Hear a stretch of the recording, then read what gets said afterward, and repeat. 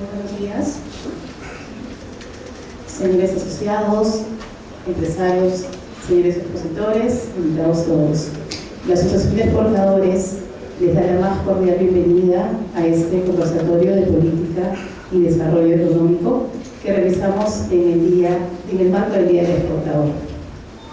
Queremos saludar la presencia del excelentísimo embajador de Brasil, el señor Rodrigo Baena, al señor Julio Pérez, vicepresidente de nuestra institución, a nuestros directores y a nuestro consejo ejecutivo y directivo que hoy nos acompaña. Antes de dar inicio a este conversatorio, queremos agradecer a nuestro auspiciador Citrade y a nuestro media partner, que es la revista Peroexporta. A continuación, queremos invitar al señor Julio Pérez, vicepresidente de la Asociación de Exportadores, a que nos dé las palabras de bienvenida.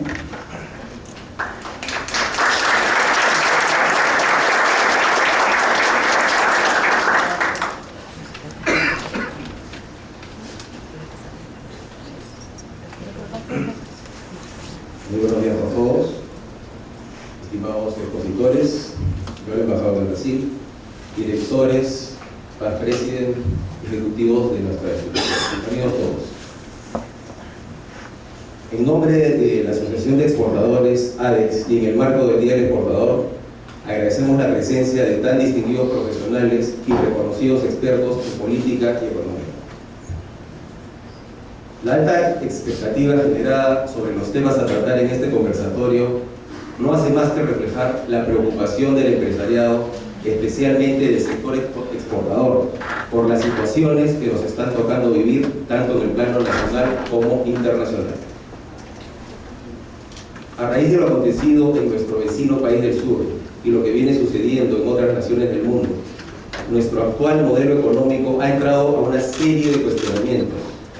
Y sin embargo, es este modelo que nos llevará a que en 2020 lleguemos con 22 años de crecimiento económico continuo, a una reducción de la pobreza que va del 58 al 20%, y que hayamos pasado de exportar 10.000 millones de dólares en el 2004, y acá abro un paréntesis, es a raíz de este hito de pasar los 10.000 millones de dólares el año 2004, que el 9 de noviembre se celebra el Día del Exportador.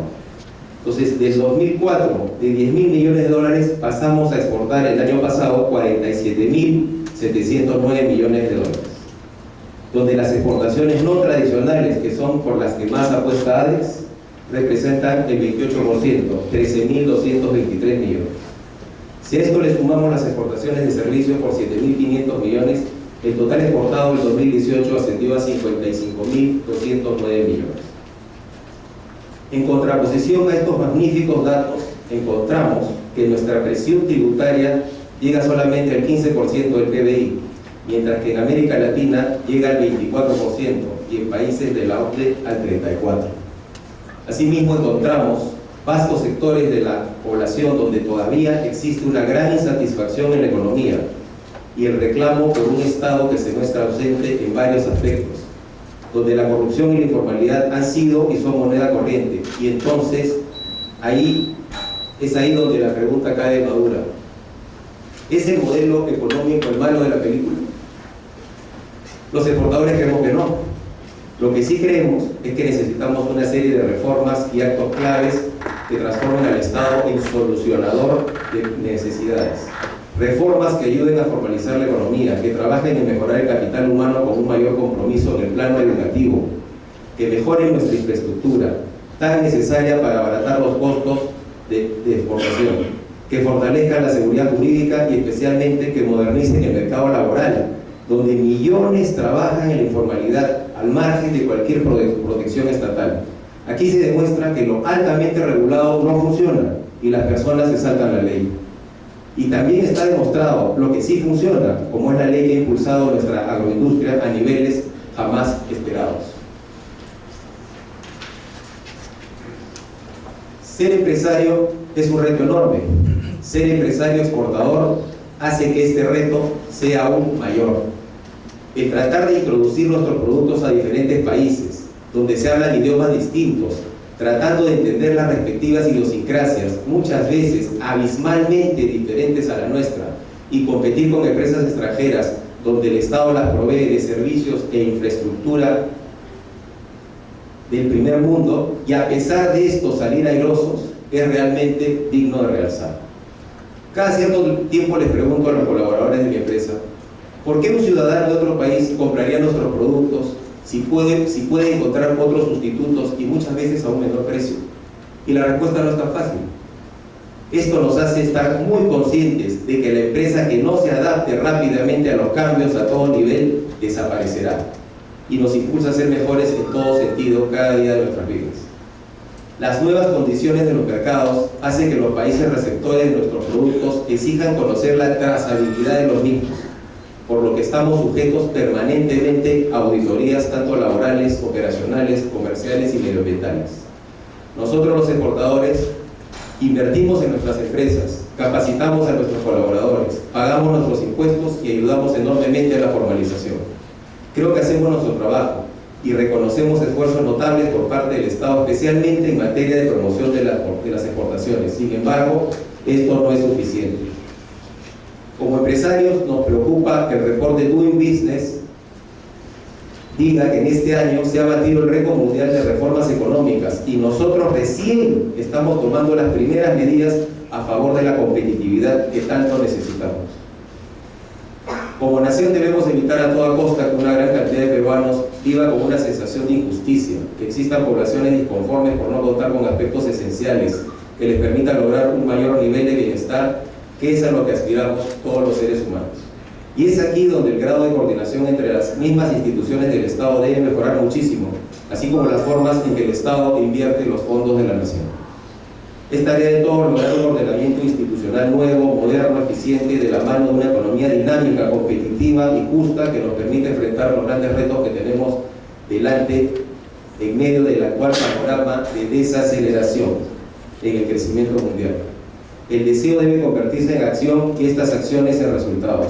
Somos un país de emprendedores y debemos seguir siendo un país de emprendedores, pero con orden y eficiencia. Queremos ser abiertamente optimistas porque creemos que el inicio de nuestro tercer centenario como república será el momento en el que Perú se muestre al mundo con todo su potencial, y para eso hay que empezar ahora. Muchas gracias.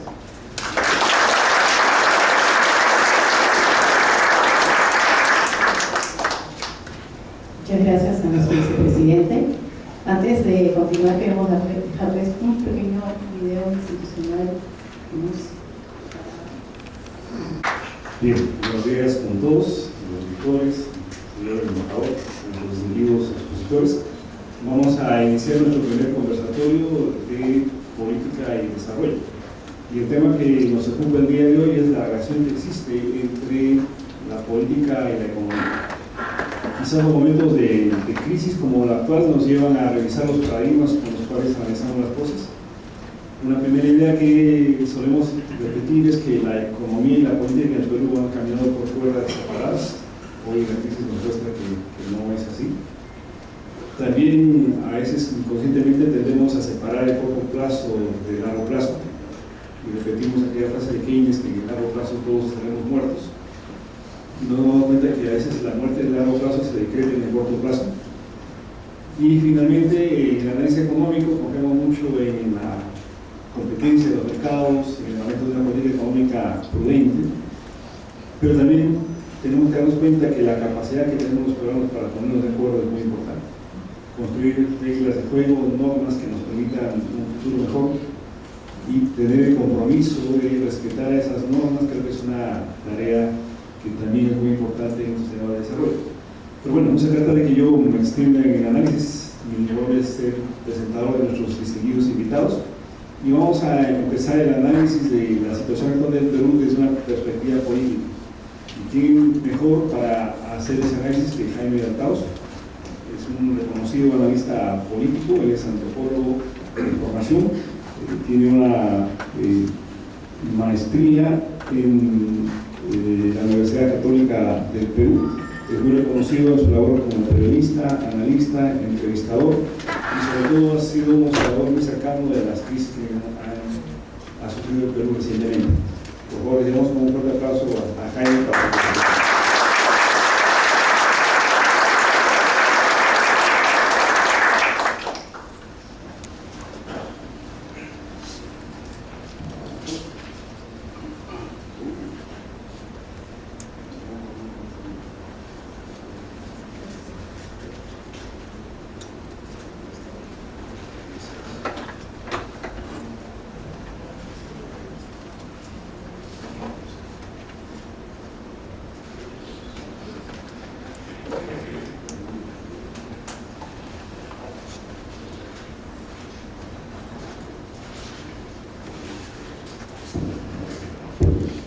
Bien, un gusto estar con todos ustedes. Vamos a comenzar con un cuadro que es simplemente un indicador de los tantos que hay respecto del tema que quiero resaltar. Este es un cuadro extraído del libro de Yasser Mount, Democracia y Capitalismo, Democracia y Populismo, perdón, que muestra cómo el voto por los partidos anti-establishment o partidos populistas, lo podemos llamar también, en Europa se va incrementando desde los últimos, desde 2004 hasta el 2017, ¿no? Lo que quiero señalar con esto es cómo, digamos, la democracia empieza a perder atractivo, a perder credibilidad, a perder confianza, a perder terreno en general, frente a posiciones extremas o frente a posiciones populistas, frente a liderazgos fuertes que llegan al poder en estas democracias para luego suprimir controles horizontales, suprimir controles institucionales. La democracia liberal, como ustedes saben, la democracia representativa liberal, tiene dos componentes principales. Uno, las elecciones. El presidente o el primer ministro llega al poder gracias al voto popular, pero el segundo gran elemento son los controles institucionales, los pesos y contrapesos, la limitación del poder. El poder está limitado por un juego de pesos y contrapesos entre instituciones distintas. Lo que está ocurriendo en el mundo desde hace ya un par de décadas más o menos es que crecientemente líderes populistas fuertes de derecha, de extrema derecha o de izquierda llegan al poder vía electoral y luego empiezan eventualmente a suprimir controles institucionales y se empoderan absolutamente. Y en realidad el precursor de esto en el mundo fue, podríamos decirlo, el Perú. Alberto Fujimori fue aquel que en 1990 llegó al poder luego de una situación de una crisis económica extrema y también de una crisis de subsistencia del propio Estado por el avance del Sendero Luminoso, y finalmente pues dio un golpe, disolvió el Congreso y bueno, luego restableció, pero fue controlando poderes como el Poder Judicial y otros, y estableció una autocracia. Felizmente, en su caso, no se trató de un populismo económico, sino, digamos, político, ¿no? Porque el problema es que en muchos casos estos líderes populistas empiezan a socavar las bases mismas del crecimiento económico.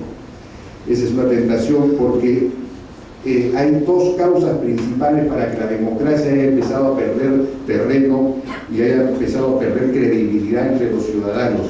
La democracia ya no es vista, la democracia liberal, como el sistema político que le permitía crecer a todos, porque lo que ha ocurrido en los últimos 20 años es que el crecimiento ha tendido a estancarse en los últimos 10 años, sobre todo 10, 20 años. El crecimiento en Europa, en Estados Unidos, sobre todo en Europa, ya no es lo que era antes. Y entonces las clases medias tienen lo que se puede llamar una angustia existencial, tienen una ansiedad respecto de cómo sus hijos van a encontrar empleo, van a progresar, van a poder, sobrevivir crecientemente con un nivel de bienestar creciente en la vida. Esa angustia es la que genera el caldo de cultivo para la emergencia de estos líderes populistas, que ofrecen la solución a todos los problemas, y la ofrecen señalando los enemigos. El enemigo del pueblo, el enemigo de las clases sociales, de las clases medias, es la clase política, los partidos políticos, o es la oligarquía, o las grandes empresas, o el imperialismo.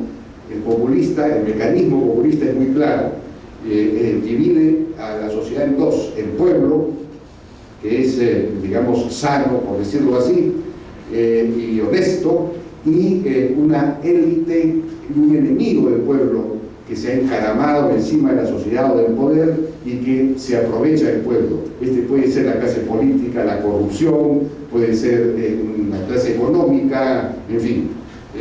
Eso es el mecanismo populista, y entonces representando al pueblo, este líder toma, digamos, empieza a controlar recientemente instituciones gubernamentales. Bueno,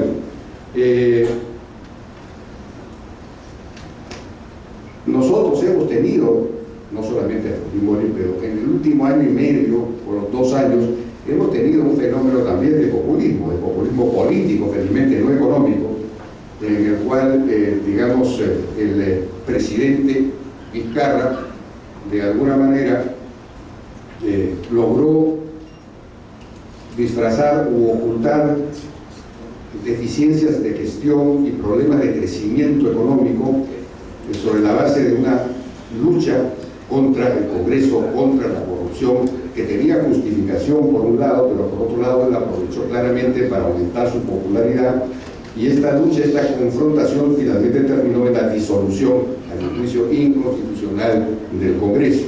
Hemos tenido un episodio claro de populismo político.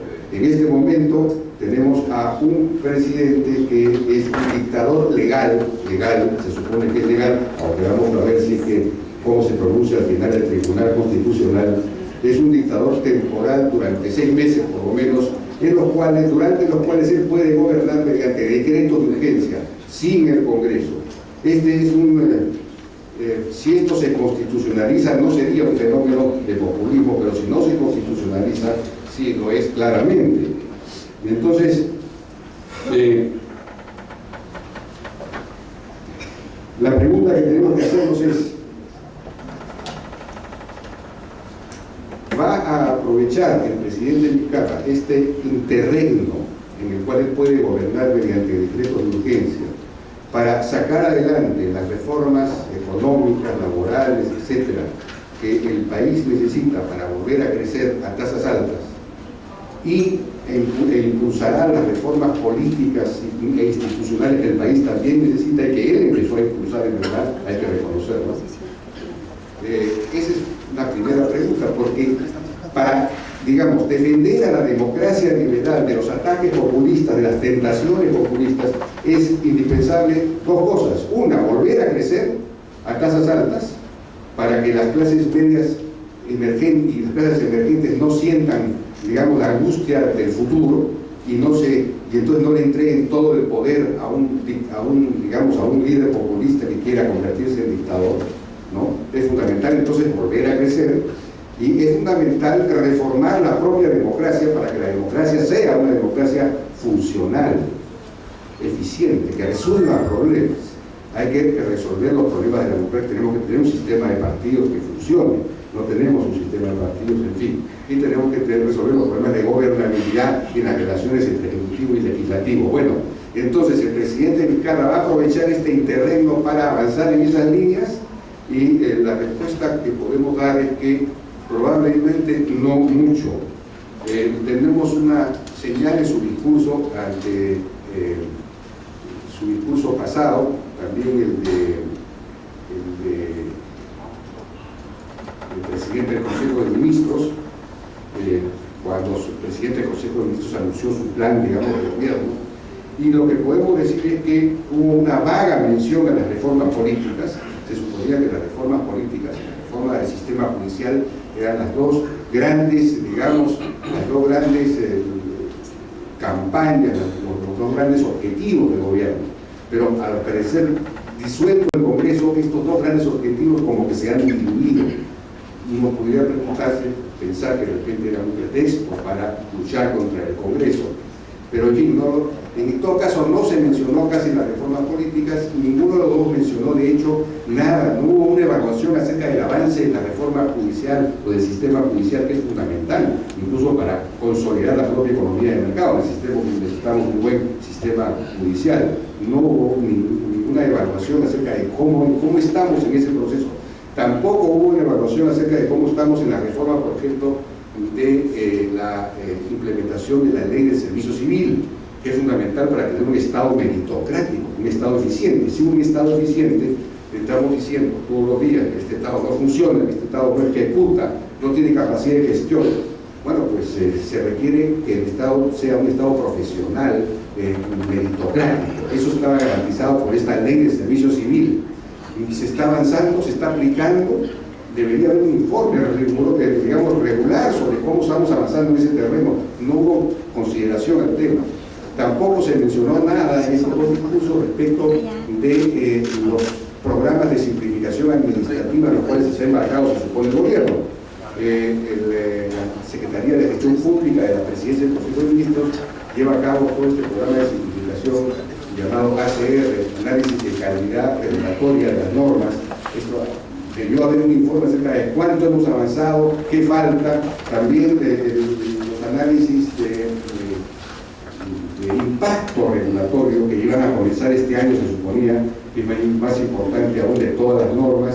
Hemos comenzado, no hemos comenzado, no ha habido ningún anuncio sobre eso. Entonces, el compromiso del gobierno en torno a estas reformas fundamentales para mejorar la calidad del Estado, la gestión del Estado y para la calidad institucional del país, en lo que se refiere al sistema judicial y al sistema político, no la tuvimos en estos dos mensajes, ¿no es cierto? Lo que sí tuvimos fue el anuncio de algunos decretos de urgencia. Pero básicamente la mayor parte de los decretos de urgencia anunciados fueron decretos de urgencia que tenían un tono popular o populistoide, por decirlo así. Por ejemplo, el primero que se mencionó fue, por supuesto, el de establecer una metodología para subir la remuneración mínima vital, el salario mínimo. Que si existiera una buena metodología, eso sería en realidad una buena medida, pero ya el propio presidente del Banco Central de Reserva dijo que cuestionó de alguna manera la calidad de las fórmulas que se estaban planteando.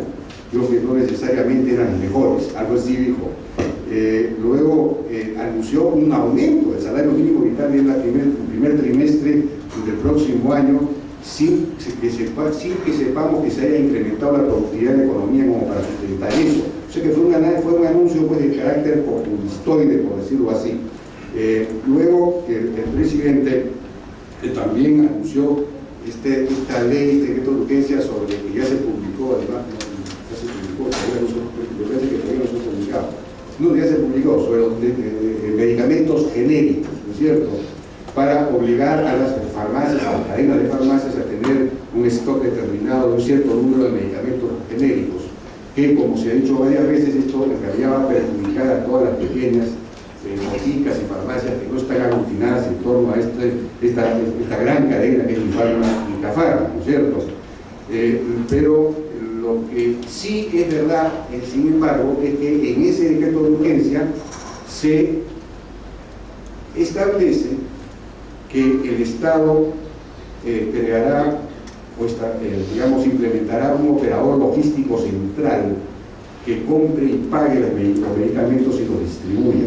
Porque el gran problema que hay es, y la objeción a este decreto de urgencia cuando fue planteado es, oye señor, usted quiere obligar a las farmacias a tener medicamentos genéricos, está muy bien eso, pero el principal problema está en el Estado, en los establecimientos del Estado, que no tienen los medicamentos, y el 90% de los peruanos va a estos establecimientos del Estado y no encuentra un 60% o un 50% de los que van, no encuentran todos los medicamentos que les recetan.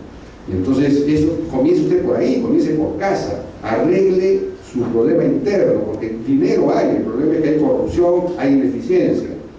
Entonces, esto aparentemente va a ser abordado, según este decreto de urgencia, reforzando el SENARES, que es este operador logístico central, que va ahora sí a comprar, aspiran a comprar todos los medicamentos y a distribuirlos, digamos, directamente, en fin, no sé cómo va a funcionar eso, ojalá funcione bien, porque si es una entidad del Estado, de repente no funciona bien. El otro decreto de urgencia mencionado fue el de la incorporación de 4 millones de personas al CISA, Seguro Integral de Salud. ¿No es cierto? Son los 4 millones de peruanos que todavía no están en ningún seguro. Pero el CIS tiene problemas de funcionamiento, tiene problemas de financiamiento, tiene problemas de corrupción, tiene problemas de desorganización. Entonces, ¿cómo se va a incorporar a 4 millones de personas más sin que se haya hecho antes una reforma en el CIS? Esa es una pregunta que habría que hacer. Ahora, es cierto que mediante el decreto supremo van a sacar un programa que se llama el modelo de cuidado integral, para reforzar el sistema de redes de salud, el primer nivel de atención, la atención primaria de la salud, y en fin, cosas como la telemedicina, las historias clínicas electrónicas, sistemas de referencia, en fin. Se supone que con esto van a modernizar el sistema de salud, para lo cual cuentan con un préstamo de $300 millones del Banco Mundial y del BID. Pero este préstamo de 300 millones, es 1.000 millones de soles, son para un piloto. Que hoy día es un piloto tan caro, ¿no? Un piloto que incluye Lima, que la verdad que Lima es una proporción importante del país, es verdad. Pero incluye Lima, incluye, me parece, Lambayeque, y alguna región más, San Martín, eso son 3 o 4 regiones nada más, incluyendo Lima, es cierto. 300 millones de dólares para implementar todo este nuevo sistema de salud. Bueno, vamos a ver, ojalá que funcione bien. De hecho, tiene algunos elementos centrales, como este operador logístico central, este sistema de laboratorios centrales, la telemedicina, las historias clínicas, que eso sí es para todo el país, en fin. O sea que de repente tenemos un avance interesante por ese lado, ojalá. Luego se anunció también el decreto de urgencia para controlar las fusiones, las adquisiciones y fusiones, que al decir de algunos economistas es algo que innecesario porque podría ser contraproducente en una economía en la que se supone que los mercados son abiertos y el asunto es que no haya barreras de entradas a los mercados. En fin, esa es una discusión que dejo a los economistas. También anunció algunos decretos de urgencia, a mi juicio, positivos, esto sí, como por ejemplo uno presentado por la Contraloría para reiniciar un conjunto de obras que están paralizados por todos los problemas de la lucha contra la corrupción. Hay otro decreto de urgencia para transformar digitalmente el Estado. Hay un programa de digitalización del Estado, de gobierno digital, que está avanzando de manera interesante. Aparentemente quieren, digamos, darle más fuerza. También hay un decreto de urgencia presentado por eSalud para homologar los aportes a eSalud para resolver el problema financiero de salud. Porque hay una serie de sectores en el Estado que no pagan lo que deben pagar. Por ejemplo, no sé, pues en educación, los maestros, se les cobra el 9%, pero sobre una base imponible mucho menor a su salario. Creo que es el 30% del salario, no recuerdo exactamente. En fin, que así hay varios, en el propio Ministerio de Salud, hay varios sectores que contribuyen a la salud sobre una base imponible mucho menor a su salario. Entonces, en realidad no están aportando 9%, sino mucho menos que el 9%. Lo mismo estarían planteando para el sector agroexportador, una cosa paulatina para llegar hasta el 9%. Primero 6%, porque ya ha sido, en teoría, va a ser aprobado, porque ya no se ha aprobado, pero ir paulatinamente hasta el 9%. En fin, homologar todas las aportaciones para resolver el problema financiero de salud es una... Esto no ha salido todavía, pero se supone que va a salir. Luego se ha anunciado también un proyecto para agilizar los proyectos, un decreto de urgencia para agilizar los proyectos del Plan Nacional de Infraestructura, ¿no? Para agilizarlos, poder sacarlos más rápidamente, a resolver los problemas de interferencia, de liberación de terrenos, etc. No sabemos exactamente en qué va a consistir. Luego la ministra de Economía ha comentado en algún momento, en alguna entrevista, que están evaluando poder sacar mediante decreto de urgencia 8 de las propuestas o proyectos de ley que están contenidos en el Plan Nacional de Competitividad. Pero están evaluando si lo pueden hacer o no por decreto de urgencia. En realidad sí podrían hacerlo por decreto de urgencia, es una cuestión de decisión política. Ahí está, por ejemplo, el régimen único tributario para las MIPES o MIPYMES, esta eliminación del RES, del RUC, del RUS, del RER, del MIPYME tributario, etcétera, y crear una sola escala gradual y progresiva para no sentir los choques los saltos, digamos, cuando se pasa de un régimen a otro, y entonces favorecer el crecimiento de las empresas y su formalización, sería un buenísimo proyecto si esto realmente se aplicara. Había uno similar para el tema laboral, para eliminar los regímenes laborales y hacer una escala basada en el individuo, en el trabajador, pero esto no fue aceptado. Esta fue una propuesta de la Proconsul que no fue aceptada por el gobierno, lamentablemente, no fue incorporada en el Plan Nacional de Competitividad. Están hablando de una ley de teletrabajo y modalidades formativas, que es lo único que hay en temas de reforma laboral, la ley esta de teletrabajo y modalidades formativas. Más allá no se han atrevido a ir. Una ley de fondo MIPYME, una ley de leasing, una ley de fintech o crowdfunding, ley de incentivos tributarios para inversión y desarrollo, etc. Son las que sacarían por decreto de urgencia, si es que terminan de elaborar los decretos de urgencia, además. Pero por supuesto están fuera del radar un conjunto de reformas económicas importantes, como las reformas laborales de fondo realmente, una nueva ley de contrataciones, porque si quieren ir a aplicar sistemas como PMO, contratos NEC y otros, en el Plan Nacional de Corte Tributario y el Plan Nacional de Infraestructura, si quieren modernizar la ejecución de la inversión pública y público-privada, necesitarían modificar radicalmente la ley de contrataciones, pasar una ley de contrataciones completamente distinta, muy parecida más bien a la inglesa, pero eso no se está planteando. No se está planteando nada en relación a la reforma del canon, el régimen laboral único que mencionaba, el sistema de propiedad, que necesita también una reforma, en fin. Esto en lo que se refiere a si el gobierno va a avanzar o no en las reformas económicas, laborales, pero también está la gestión de la inversión privada importante, como por ejemplo la inversión minera. Es importantísimo que haya mucha inversión, mucho más inversión minera en el Perú para crecer a tasas mucho más altas. La minería es el gran motor, en realidad, del crecimiento nacional y de los ingresos públicos. Aquí las señales aparentemente son mixtas. Perdón, no sé si esto está avanzando. ¿Quién está avanzando?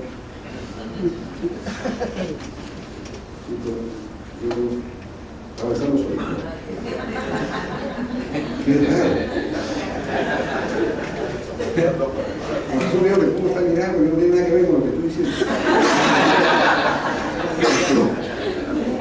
Bueno, les decía que en el tema de la minería las señales son mixtas. Por un lado, ni el presidente ni el premier hablaron en sus discursos de la nueva ley de minería, es una especie de espada de Damocles que existe sobre el sector minero, aunque no se sabe cómo saldría. Hay una comisión que se ha formado, no hay ningún representante del sector del empresariado minero, pero en fin, no sabemos cómo va a salir eso, pero no se mencionó. Luego, una señal positiva ha sido el nombramiento de una alta comisionada de la presidencia del Consejo de Ministros en el corredor minero. Paola Bustamante, la ex ministra Paola Bustamante, ha sido nombrada alta comisionada, una especie de vicepremier, digamos, en el corredor o para el corredor minero, y las funciones que tiene son interesantes. Proponer un modelo de gobernanza para el desarrollo del corredor Mirar Sur, un modelo de gobernanza. En realidad esto es algo que hace falta a gritos. La minería no tiene gobernanza en el Perú. Las regiones mineras no hay ningún tipo de, digamos, es increíble que precisamente el premier no tenga un representante en las regiones mineras que articule al Estado, que articule, en fin, que pueda llevar adelante programas de desarrollo y todo lo demás, ¿no? Que prevenga conflictos. Aparentemente ella va a proponer esto, de hecho su mismo nombramiento tiene esa función, ¿no? Porque la otra función que está proponiendo es coordinar la acción intersectorial y multinivel del Estado en articulación con la sociedad civil y el sector privado. Estas palabras, multinivel, bueno, pero de todos modos, la idea es coordinar la acción intersectorial y entre los niveles de gobierno. Eso va a ser, eso es muy importante, y monitorear el cumplimiento de los acuerdos y compromisos. También muy importante porque hay como 1.200 o 1.300 compromisos que se han firmado, el Estado ha firmado en estas mesas de diálogo, que no se han cumplido. Y esa es causa de más conflictos. Es un círculo vicioso, ¿no es cierto? Pero entre lo negativo es que no ha... tía María, pues se ha dicho que no sale si es que no hay consenso. Y consenso nunca va a haber ahí, porque siempre habrá un pequeño grupo radical que se oponga, ¿no? Entonces ahí se requiere un trabajo político que no estamos viendo, ¿no? Un trabajo político, una convicción mucho mayor. El Estado debería decir: este proyecto es bueno, este proyecto no es ambiental, es ambientalmente inocuo, garantizamos eso, y ofrecemos este plan de desarrollo para toda la provincia, y convocamos al diálogo. En fin, debería manejar la cosa y no lo está haciendo. Rápidamente,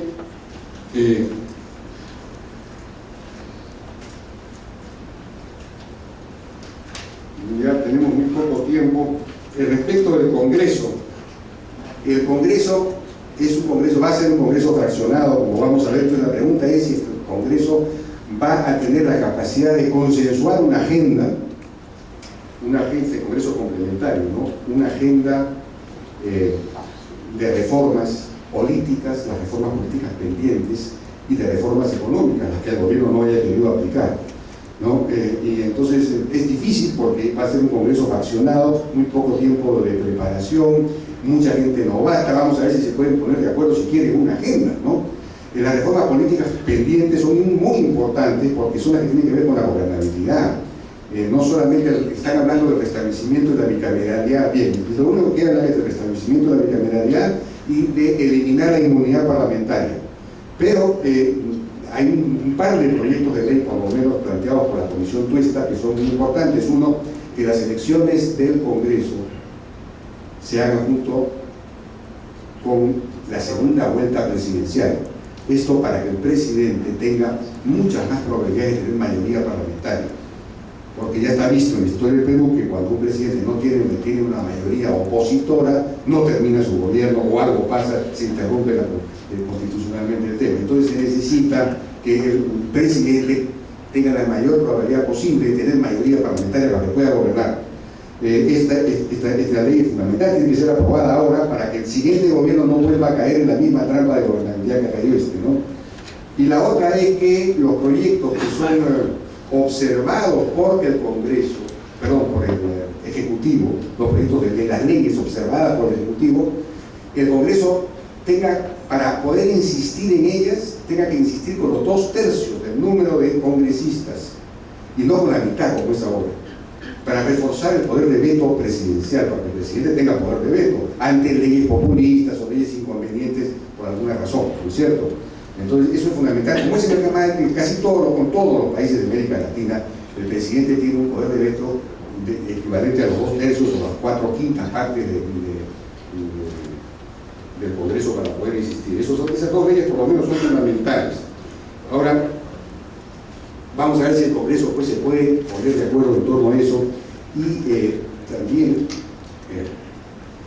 existe, hay que plantearlo por lo menos hipotéticamente, el riesgo de que el debate electoral de acá hasta las elecciones congresales se desplace paulatinamente de los temas anticorrupción, de los temas de reforma política, en la medida en que ya no hay Congreso, el fujimorismo está aplastado.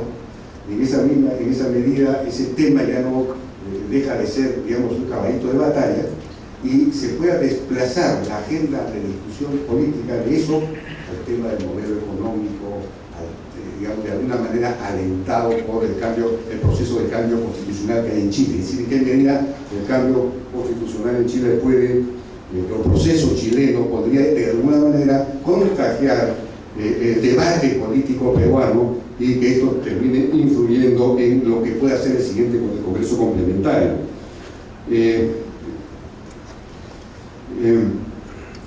Hay las únicas respuestas que podemos ofrecer vienen por el lado de las encuestas que hay hasta ahora. Según la que ha salido hoy día, ahí pueden ustedes ver los resultados. La Acción Popular tiene 15%, que equivaldría más o menos a un 28% de los votos válidos.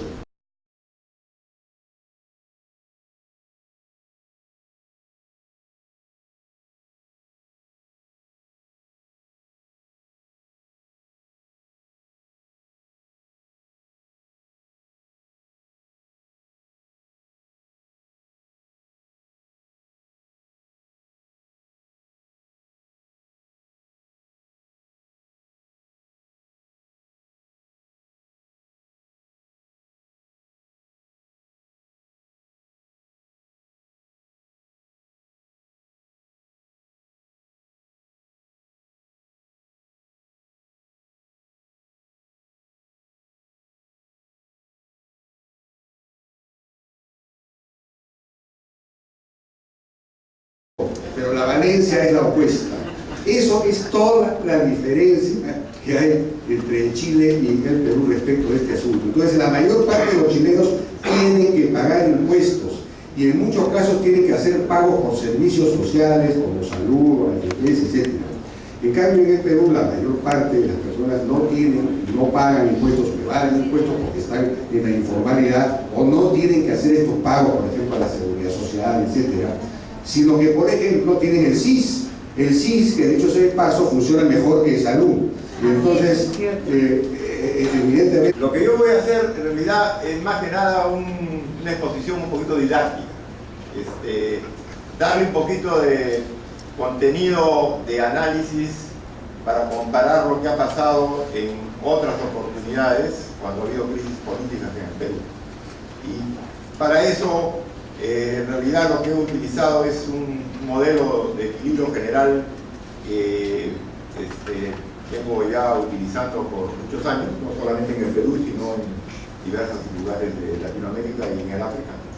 Entonces, espero de que lo que les voy a exponer por lo menos sirva como para ordenar el análisis, porque muchas veces digamos, el análisis político, que tiene cierta libertad de interpretación, porque no hay, pues obviamente, sumas y restas como lo que hay en la economía, sirva para poder orientarnos de lo que va a pasar como consecuencia de esta última crisis política.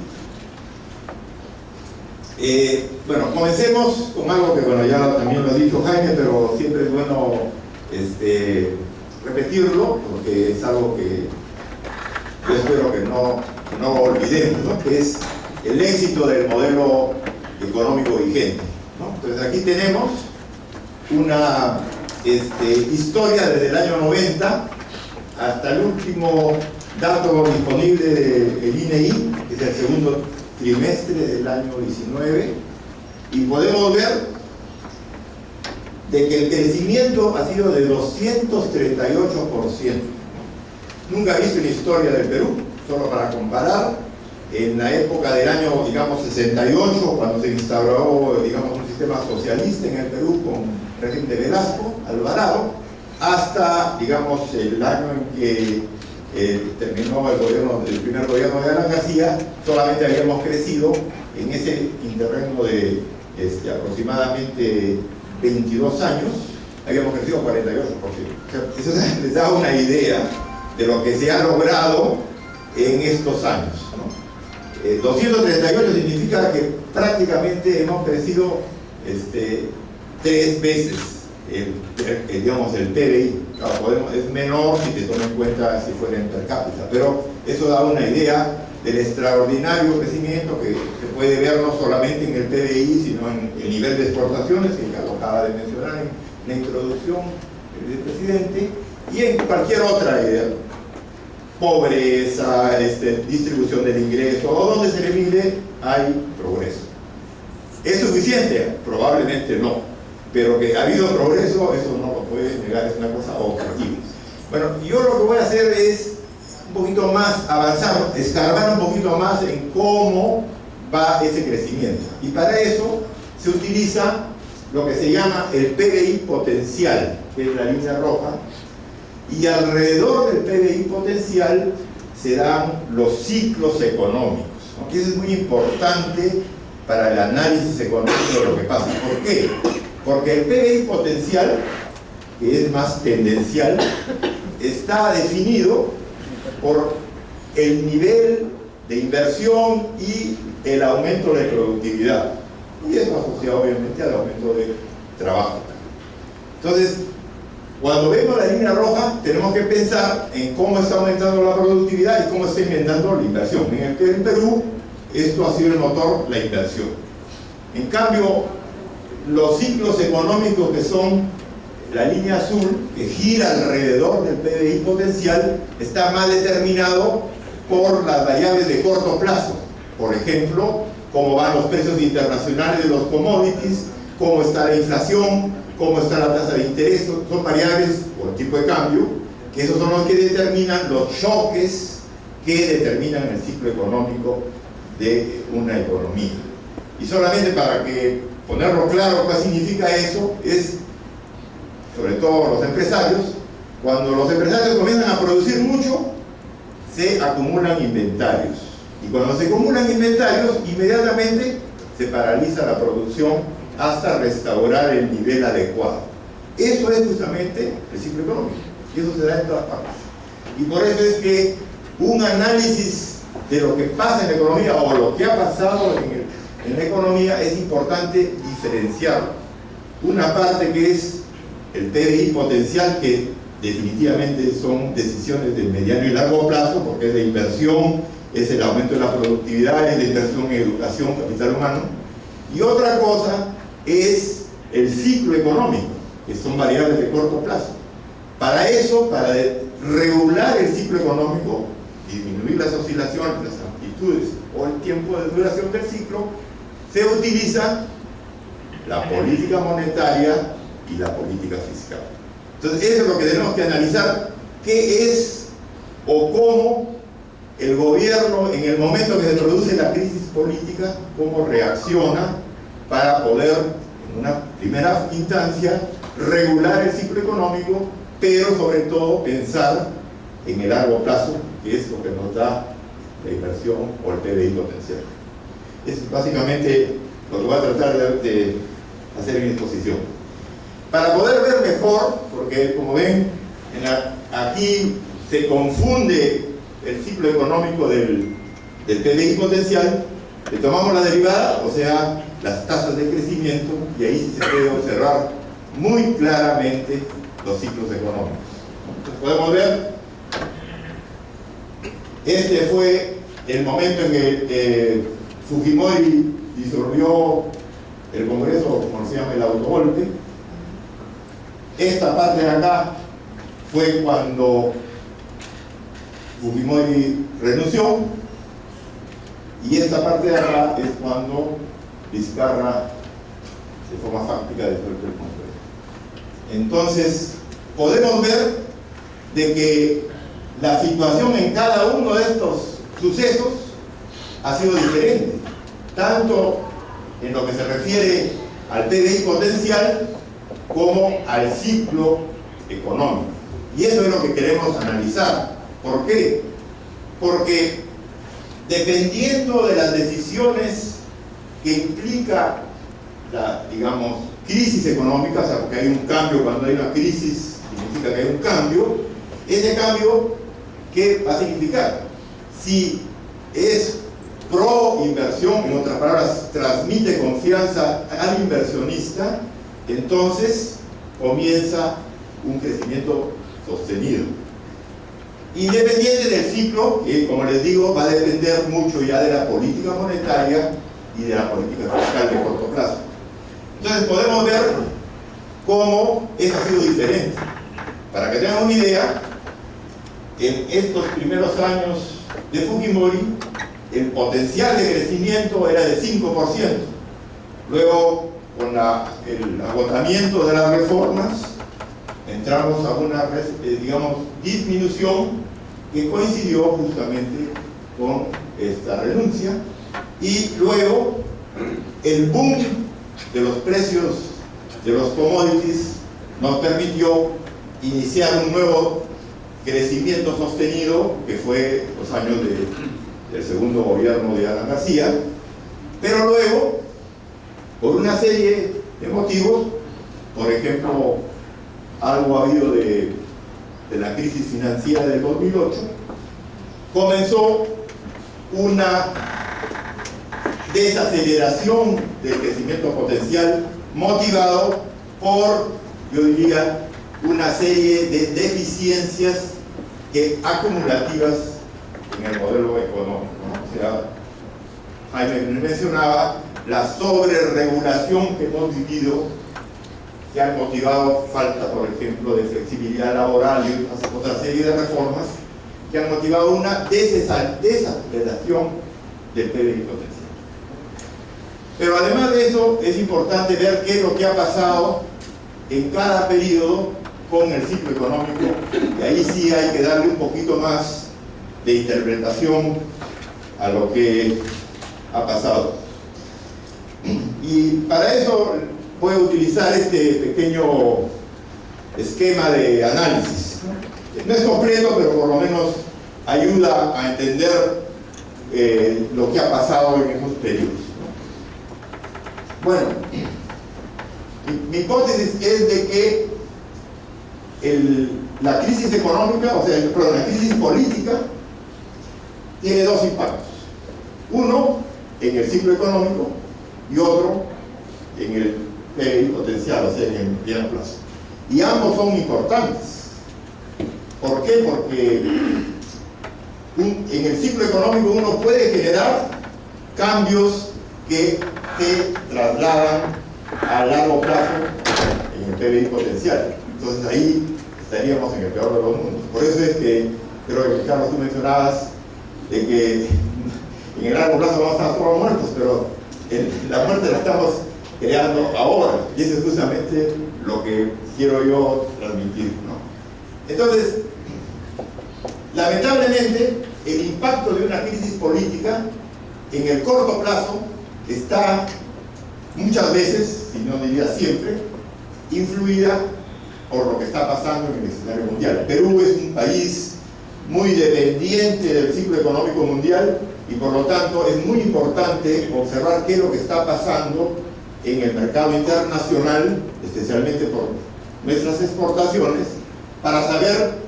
en el momento cómo estamos reaccionando, o por lo menos comparar qué es lo que pasó en cada uno de esos episodios respecto a este punto.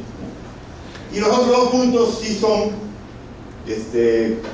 digamos, variables discrecionales del gobierno. Una es la política monetaria, que está definida, por lo menos desde la vigencia del modelo actual, por el Banco Central, con su independencia conocida, pero que tiene ciertas limitaciones en nuestro país, porque, como ustedes saben, los objetivos asignados al Banco Central en el caso peruano son específicamente la inflación, o sea, el control de la inflación. Y como no toma en cuenta, por ejemplo, como en Estados Unidos, el nivel de desempleo, por ejemplo, como objetivo, ¿no? Entonces eso, si bien es cierto, no significa que lo descuida. De todas maneras, su prioridad es la inflación, y eso, en cierta forma, define mucho la reacción que toma el banco. Yo creo que el Perú, por ejemplo, con esta adopción de las metas de inflación, hace que la autoridad monetaria sea muy predecible. Sabemos lo que va a pasar y cómo va a reaccionar. Si sube o baja las tasas de interés, va a depender de si el ciclo económico está en la parte alta o en la parte baja. O sea, sabemos cómo reacciona y eso lo ha venido haciendo. Tiene otras herramientas, pero básicamente es predecible su política. La política fiscal sí es más complicada. Bueno, primero porque la historia del Perú ha sido que los ministros de Economía han cambiado muy seguido, no ha habido yo diría, una política fiscal coherente, y eso es lo que vamos a ver en cada episodio, eso cambia mucho, ¿no? Para poneros un ejemplo, uno puede, digamos, como ministro de Economía, aumentar el gasto, pero claro, puede aumentar el gasto por el lado del gasto corriente o por el lado del gasto por la inversión.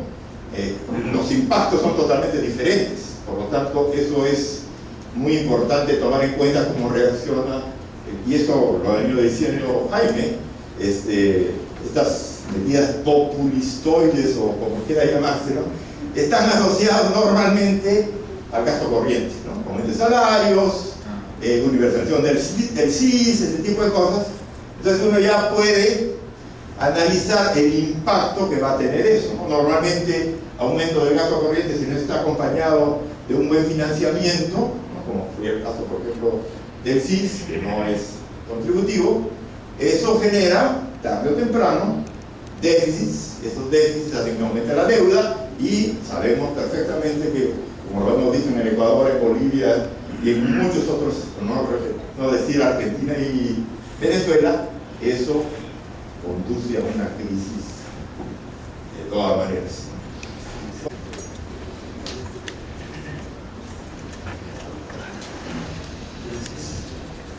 Buenos días. Anticipo que no hay una muy buena respuesta a la primera de estas preguntas. Mi respuesta a la segunda es optimista.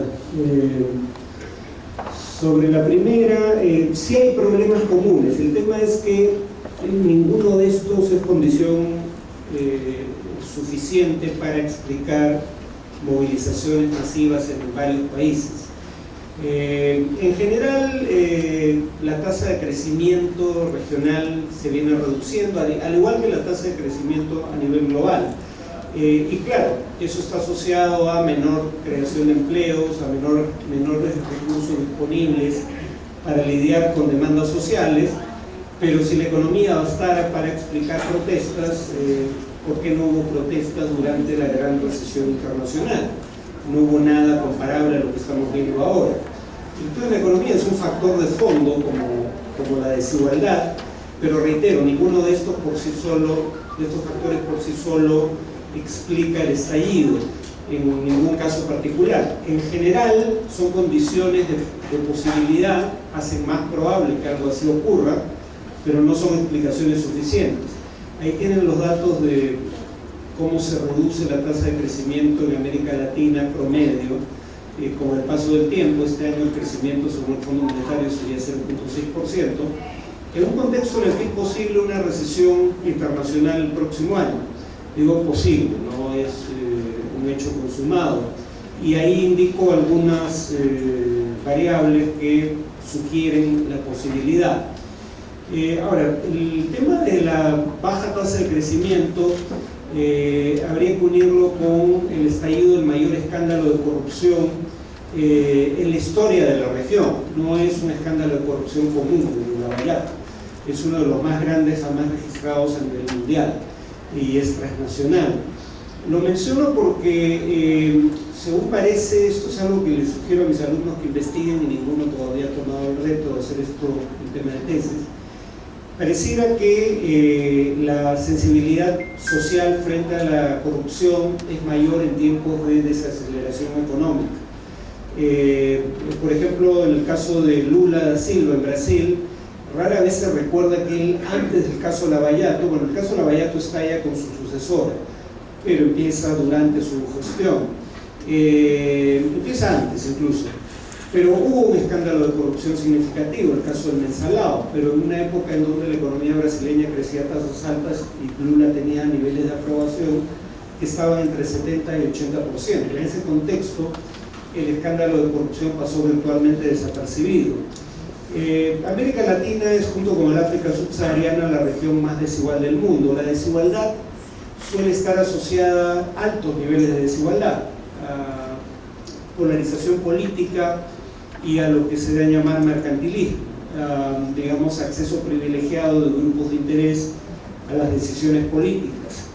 Entonces son factores que contribuyen a explicar lo que ocurre como condiciones de posibilidad, no como detonantes.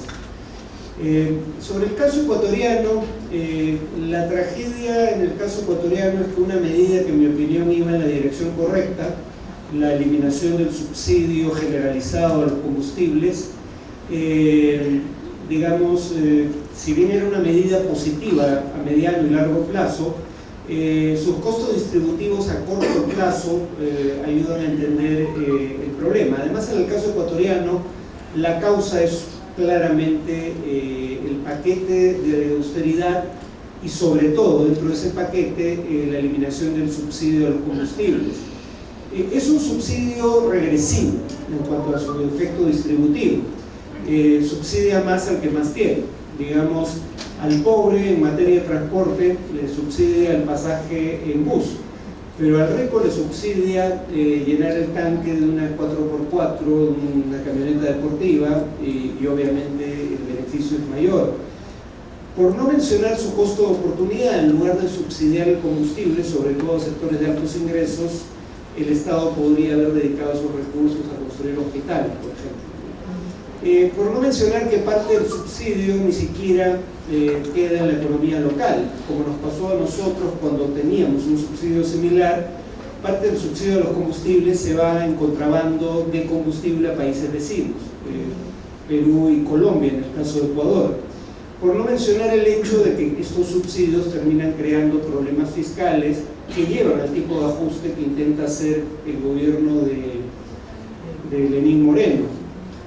Y eso también es un costo para la sociedad producto del subsidio. El ajuste es una consecuencia en parte del mismo.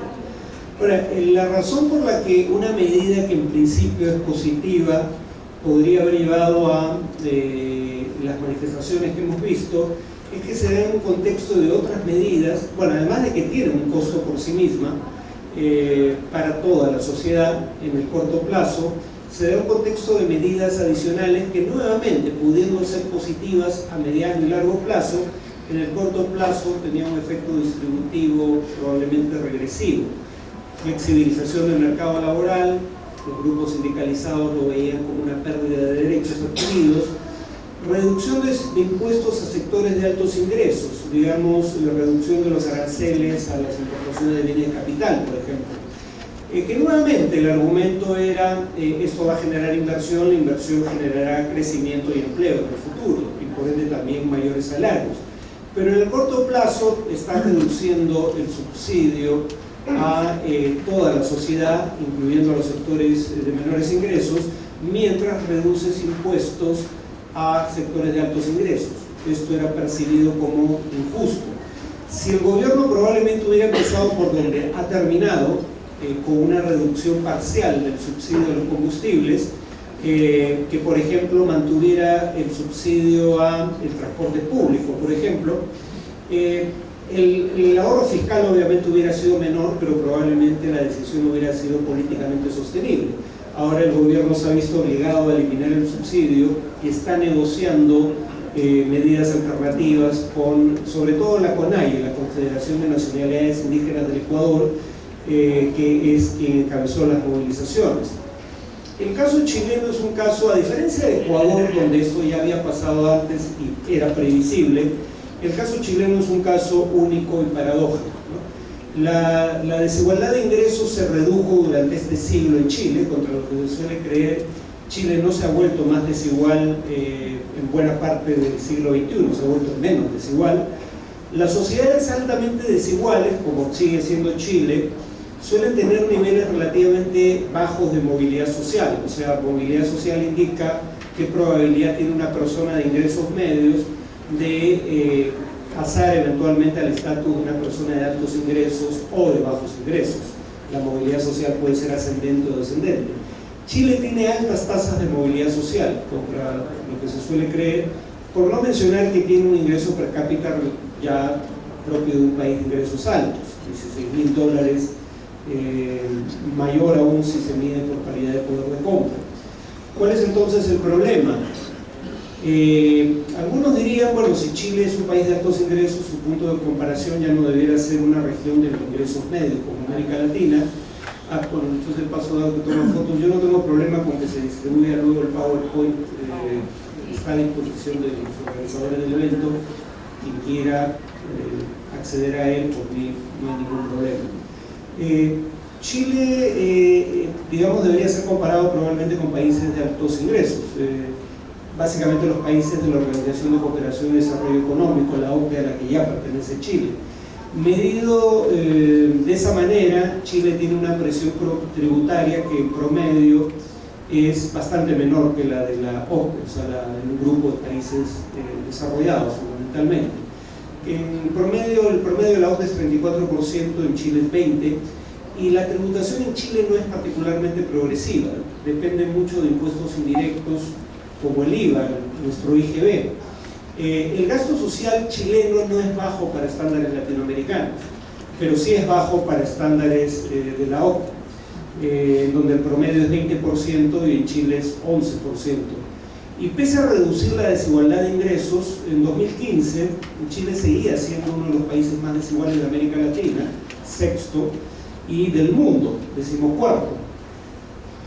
Y en el tema específico de la movilidad social, la paradoja, bueno, como estamos tarde, voy a abreviar. La paradoja es que si bien hay alta movilidad social, la movilidad social descendente es mayor que la movilidad social ascendente. O sea, sí, un chileno de ingresos medios tiene una probabilidad comparativamente alta de ver subir sus ingresos y pasar a ser parte del 20% de la población de mayores ingresos. Pero tiene una probabilidad todavía más alta de ver reducir su ingreso y terminar en el 20% de la población de menores ingresos, probablemente en parte porque la red de protección social comparada con otros países de altos ingresos es relativamente pequeña. Eso es como las políticas sociales podrían ser consideradas como la red del trapecista. El trapecista puede caer, pero nunca cae al piso, cae a la red. Bueno, las políticas propias del estado de bienestar un poco tienen como propósito detener la movilidad social descendente. Al tener menos de estas políticas comparado con países de altos ingresos, Chile tiene mayores tasas de movilidad social descendente, probablemente también por eso. Cuando uno se pregunta qué factores ayudan a explicar la actitud frente a la política en Chile, por ejemplo, la aprobación presidencial o la satisfacción con la democracia, una variable es la que uno supondría. Sectores de bajos ingresos suelen estar más descontentos con el statu quo en términos políticos, con el estado de cosas reinante. Pero la otra variable, tan o más importante, es cómo te ha ido en los últimos años, cuál ha sido la evolución de tu nivel de ingresos. Entonces, incluso gente de altos ingresos, pero que en años recientes había visto descender su nivel de ingresos, está participando de las protestas. Uno ve protestas en Las Condes, un barrio de clase alta. Bueno, hay sectores de ingresos altos que han visto reducir su nivel de ingresos en años recientes. Nuevamente, el tema de la movilidad social descendente. En el caso de Bolivia, Evo Morales cosechó lo que sembró, ¿no? Violó la Constitución por dos vías. Primero, copó los poderes del Estado, tenía control absoluto del Tribunal Constitucional y del Tribunal Supremo Electoral, cosa que explica los problemas que acabamos de ver, y además postuló de manera inconstitucional no una, dos veces. Su primera postulación inconstitucional fue a través de su versión de la interpretación auténtica. Igual que Fujimori dijo, sí, esta es mi tercera postulación, pero es solo la segunda bajo la nueva Constitución. Luego entonces no la estoy violando. Pero ya la cuarta postulación no tenía ningún sustento posible, ¿no? Tuvo que ampararse, y eso fue aceptado como argumento por el Tribunal Constitucional, lo cual demuestra su grado de subordinación al poder político. Tuvo que ampararse en la idea de que poner límite al número de veces que podía ser reelegido un candidato, o un presidente en este caso, violaba el artículo 23 de la, si no me equivoco, la Convención Interamericana de Derechos Humanos, que establece el derecho a elegir y ser elegido. Espero que esto no le dé ideas al presidente Vizcarra. Según esta versión, es una violación a los derechos humanos poner límite al número de veces que alguien puede ejercer la presidencia. O sea, en otras palabras, el argumento, si fuera válido, el argumento de Evo Morales podría aplicarse a cualquier país suscriptor de la convención, incluyendo el Perú. O sea, no estoy, suena a broma, pero en teoría, si la interpretación de Evo Morales es correcta, Vizcarra podría ser candidato el próximo año, el 2021, ¿no? Por suerte, en realidad es una interpretación jalada de los cabellos. Ahora, dicho lo cual, algunos dicen renunció voluntariamente, luego entonces no fue una remoción inconstitucional del presidente. Bueno, uno no renuncia voluntariamente cuando se le exige el jefe de las Fuerzas Armadas a través de medios de comunicación y la policía permite que un líder de la oposición entre al Palacio de Gobierno y permite simultáneamente que manifestantes de oposición saqueen la casa del presidente, que es lo que ocurrió con la vivienda de Evo Morales. Ese es el contexto en el que se da la renuncia. Yo sí considero que fue una remoción inconstitucional, pero el tema es que se da un contexto en donde el primero que viola la Constitución es Evo Morales y en donde por suerte parece encauzarse el proceso por una vía constitucional, dado que ya no había presidente, vicepresidente ni presidente de las cámaras. Lo que correspondía era que la vicepresidenta del Senado ocupe la presidencia del Senado, que las cámaras acepten la renuncia de Evo Morales a la presidencia, cosa que todavía no ha ocurrido, Y una vez aceptada la renuncia de Evo Morales, y acá hay el problema de que su partido sigue teniendo mayoría en el Congreso, una vez aceptada la renuncia de Evo Morales, la Constitución señala que Yanine Áñez, la presidenta interina, convoca elecciones en un plazo de 90 días, ya están convocadas para enero. La buena noticia dentro del panorama boliviano es que parece que la crisis se está encauzando por vías constitucionales. Sobre el riesgo de contagio en el Perú, yo creo que es menor, bastante menor. No voy a mencionar el tema de la informalidad, el tercer punto que ya fue mencionado. Voy a mencionar el resto de temas que están ahí expuestos. Decía, la reducción de las tasas de crecimiento es una variable que es común a todos los casos de protesta, no solo en América Latina, sino en el mundo. Pero en el Perú el crecimiento ha sido mayor que la media latinoamericana durante todo el siglo XXI, y seguimos estando muy por encima de la media latinoamericana este año. Claro, los promedios suelen ocultar divergencias regionales, y por ejemplo el crecimiento del empleo en Lima se ha estancado desde 2015, pero en todo caso la situación general en la economía no es dramática, no estamos en recesión, no hay, dicho sea de paso, Evo Morales probablemente haya tenido suerte de que lo saquen del gobierno en este momento, porque el déficit fiscal se ha disparado de una manera dramática y eso le iba a pasar factura al siguiente gobierno, sea quien sea, porque el déficit de 8, o creo que más de 8% del producto para este año es insostenible. Entonces, no estoy haciendo augurio, pero Evo Morales podría haber tenido suerte de que le pase esto, porque recuerden lo que ha pasado en Argentina. Digamos, el kirchnerismo deja embalsados problemas que estallan bajo el siguiente gobierno no puede resolver los problemas, y bueno, no el kirchnerismo, pero el peronismo, con Cristina Fernández de vicepresidente, regresa al gobierno por los errores, pero también por el hecho de que Macri no pudo resolver los problemas que dejó Cristina Fernández. Tal vez a Evo le pase lo mismo. Repito, no es un augurio, es una posibilidad.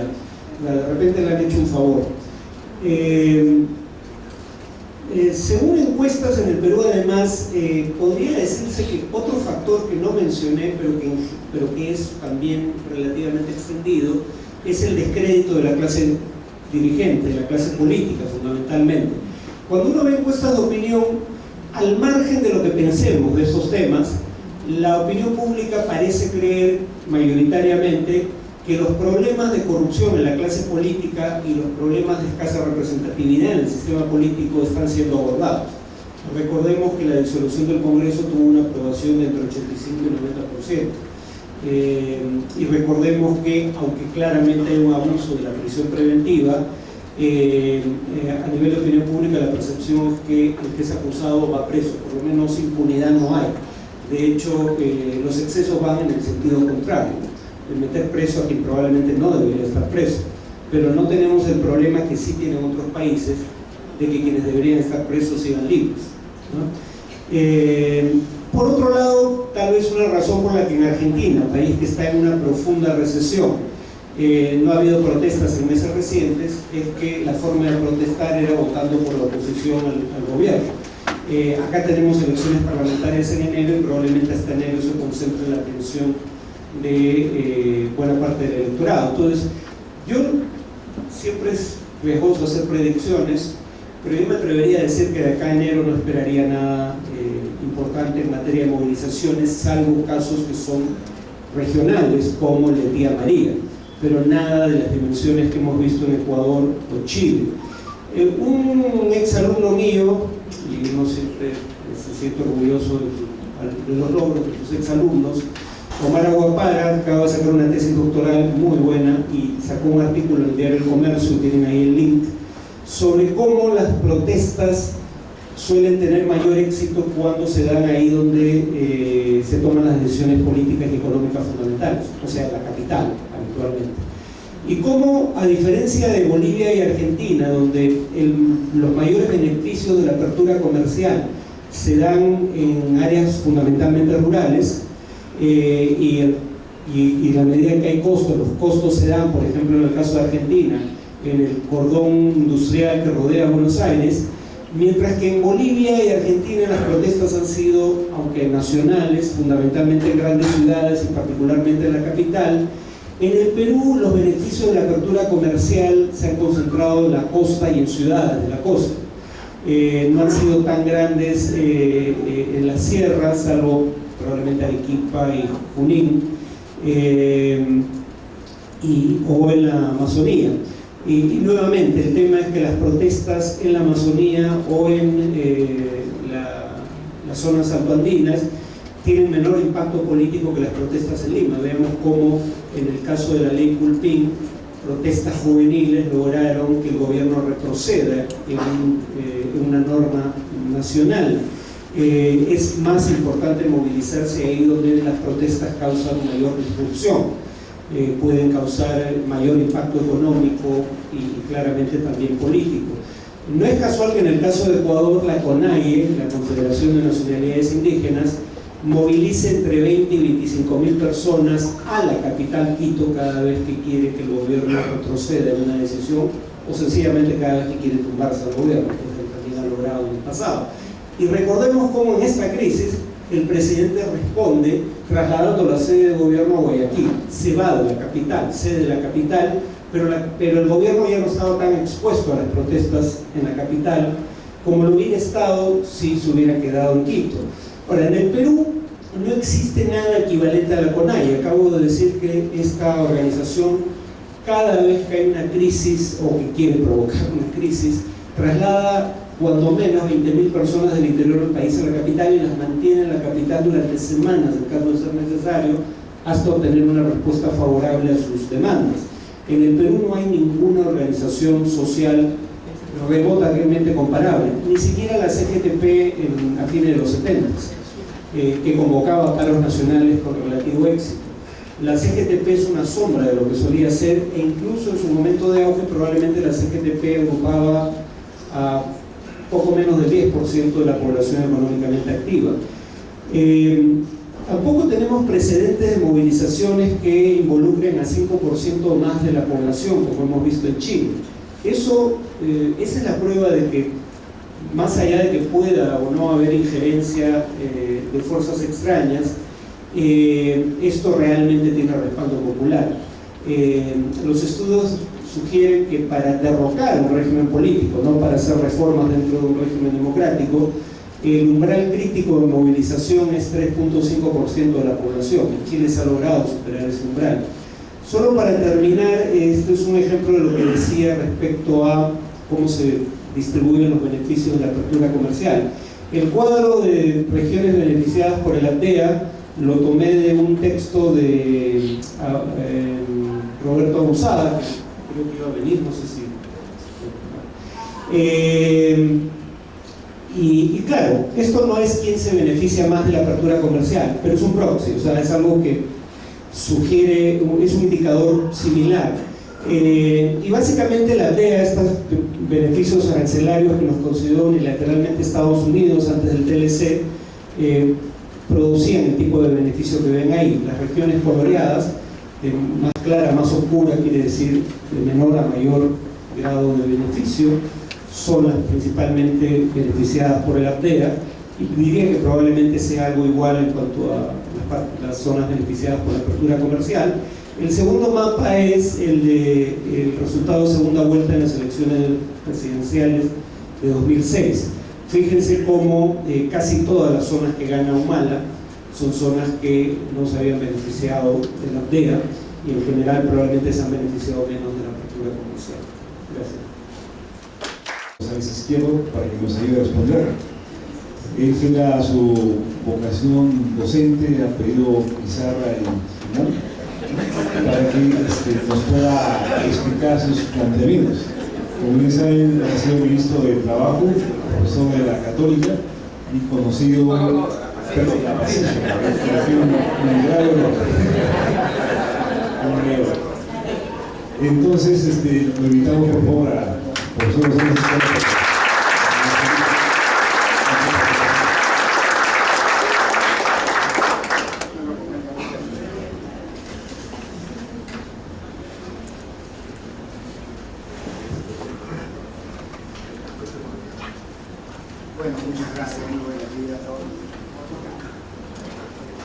Muchas gracias.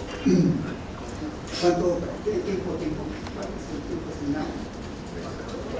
¿Tiempo? ¿Cuánto? No hay tiempo, no hay tiempo. Yo creo que hoy día nuestro país enfrenta dos tipos de problemas económicos. El primero es un problema que se puede resolver en el corto plazo. Un problema que se puede resolver en el corto plazo.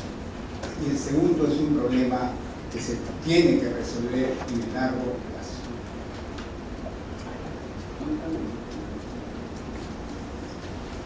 Para que me entiendan más o menos, miren, lo que voy a explicar, yo agarro un modelo teórico riguroso, lo aplico al caso peruano, pero lo transmito de forma muy sencilla.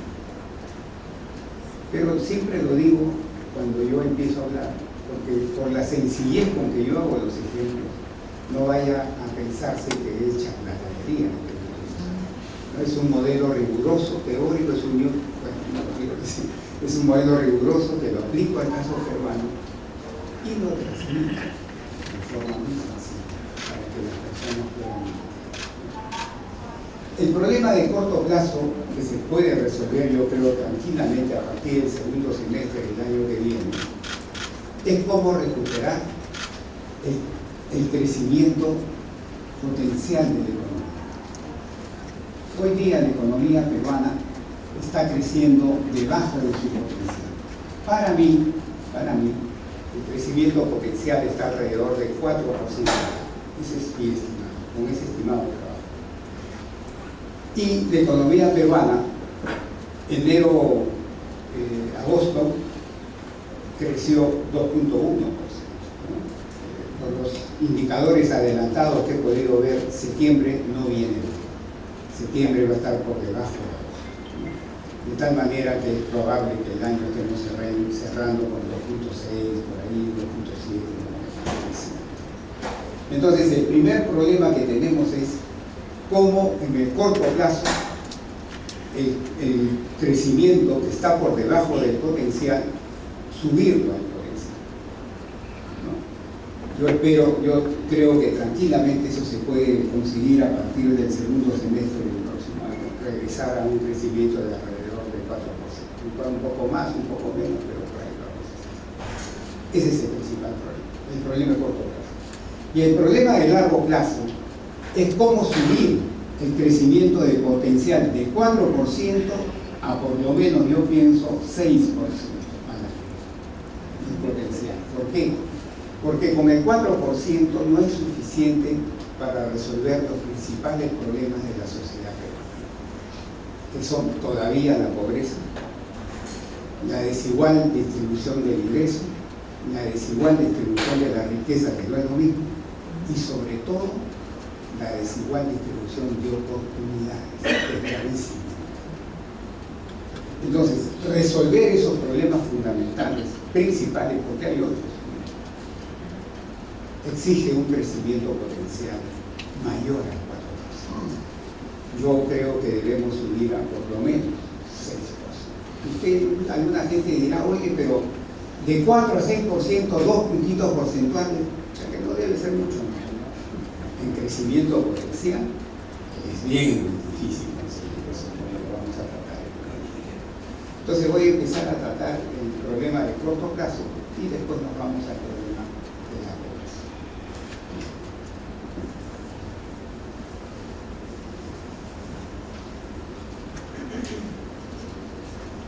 La economía peruana viene creciendo debajo de su potencial, no este año solamente, no. El problema viene desde el año 2014 hasta el año 2019.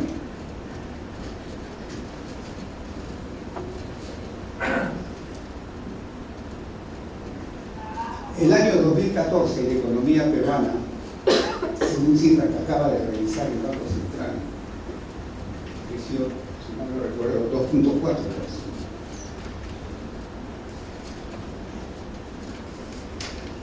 Sí, creció 2.4%.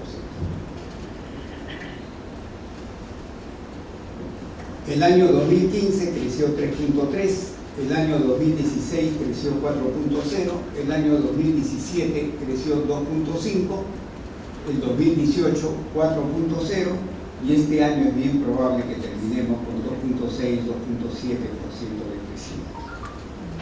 Entonces, si yo miro en retrospectiva, tengo 1, 2, 3, 4, prácticamente 5 a 6 años en que he estado creciendo debajo de la pobreza. Y la pregunta es, ¿por qué? El crecimiento potencial, para que lo entiendan en fácil, el crecimiento potencial es como un ser humano que está sano. Y cuando está sano puede hacer sus actividades normales. El crecimiento potencial es un crecimiento que la economía peruana lo puede conseguir con lo que en ese momento tiene. No voy a entrar a usar qué cosas digo cuando en ese momento tienes el concepto de función de producción, pero no voy a entrar a. Entonces, con lo que en ese momento tiene, tranquilamente puedo conseguir. Es como un carro que está construido para que corra 200 kilómetros sin problemas. Así estamos en ese momento. Entonces, ¿por qué la economía peruana está creciendo debajo de su potencial? Eso en economía, ¿cómo se le dice? En el corto plazo, y solo en el corto plazo, entendiendo corto plazo 1 año, 2 años, 3 años, 4 años, en el corto plazo, un país cualquiera puede tener 2 problemas económicos principales, puede tener varios problemas, pero 2 problemas económicos que nos concentran. La economía puede estar sufriendo de desaceleración o puede estar sufriendo de recesión, o una u otra. No voy a entrar a definir qué cosa es desaceleración, qué cosa es recesión, pero les voy a poner un ejemplito que lo van a entender así. Es como si yo voy en una carretera con un carro a 100 kilómetros por hora y luego 80, 60, 40, 20, 10 kilómetros por hora, pero no me paro. Corro poquito, pero avanzo. Esa es desaceleración. Crezco poquito, pero crezco. Recesión es cuando el carro se para, pongo marcha atrás y me comienzo a ir hacia atrás. ¿Quién está en recesión hoy día en Sudamérica? De lejos, pues Venezuela. Según estimados, va a crecer menos 18% este año. Según otros estimados, menos 12%. Otro país que está en recesión es en Sudamérica, Argentina. Según el último estimado del Fondo Monetario Internacional, va a crecer menos 3.1%. Entonces ellos están en recesión, se están yendo hacia atrás. El Perú no está en recesión. Ni ahora, ni como decía alguien, ni está a la vuelta de la esquina, tampoco está a la vuelta de la esquina. Lo que estamos sufriendo es desaceleración económica. Eso es lo que estamos sufriendo. Y la pregunta que inmediatamente surge es, ¿y por qué? Porque en economía siempre hay que encontrarle la razón. ¿Por qué estoy sufriendo desaceleración económica en todo este periodo? No lo hemos superado hasta el día de hoy. Vamos a preguntarle a la pizarra, cuando digo vamos a preguntarle a la pizarra, vamos a preguntarle a la ciencia económica, a la teoría económica, ¿qué dice? ¿Por qué estamos sufriendo de desaceleración? Y acá hay básicamente 2 enfoques, yo tomo partido por uno de ellos. Ese que en la profesión es mayoritariamente aceptado. ¿Qué cosa me dice la pizarra cuando uno pregunta ¿y por qué estoy sufriendo desaceleración? ¿Por qué? La pizarra, la teoría me dice es que esa economía está sufriendo un déficit de gasto. Ese está sufriendo un déficit. Entonces, como está sufriendo un déficit de gasto, es como una empresa que yo estoy acostumbrado a vender o la gente gasta en mi bodega 100 soles al día y comienza a gastar 40 soles al día. Mi negocio se resiente. Entonces, cuando hay un déficit de gasto, la economía ¿Y quiénes son los que gastan en una economía? Bueno, ustedes dirán, la población económicamente activa son 16 millones, 17 millones. La fuerza laboral. Pero el déficit de gasto, en realidad, ¿quiénes gastan en el Perú? Te dirán, bueno, 17 millones, ¿no? Yo los puedo agrupar en dos sectores. O gasta el sector privado, empresas y personas, o gasta el sector público. El sector privado, empresas y personas, y el sector público, el gobierno central, los gobiernos regionales, los gobiernos municipales, y en el caso actual y de hace 2 años, Petroperú, que se está metiendo una gastada bien simpática lo digo en términos, con la construcción, porque no es modernización, es la construcción de la nueva refinería de Talca. Está gastando más de 5 millones. Entonces, el gasto de los dos, del sector privado más el sector público, es el gasto total interno de la economía. Entonces, cuando se dice déficit de gasto, en el caso peruano, fundamentalmente se refiere a este total. Y cuando uno entiende eso, y alguien dice hay un déficit de gasto que está causando la desaceleración, la pregunta es, ¿y lo está causando el sector privado, o sea, nosotros? ¿O lo está causando el sector público?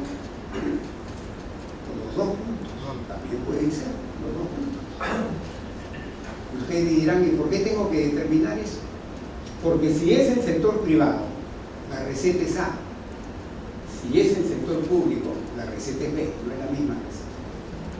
Entonces tengo que determinar quién es el que está causando este déficit de gasto.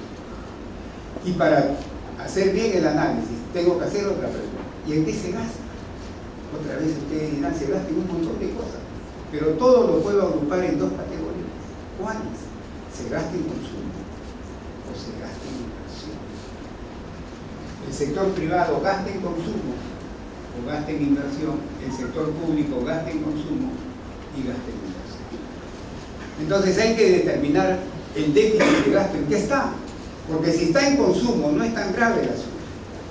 El asunto es gravísimo cuando está en inversión, porque en inversión afecta el hoy y afecta el mañana de mi país. Entonces vamos a tratar de responder esas dos preguntas. ¿Quién esté provocando el déficit de gasto? ¿Y en qué? Para poder resolver.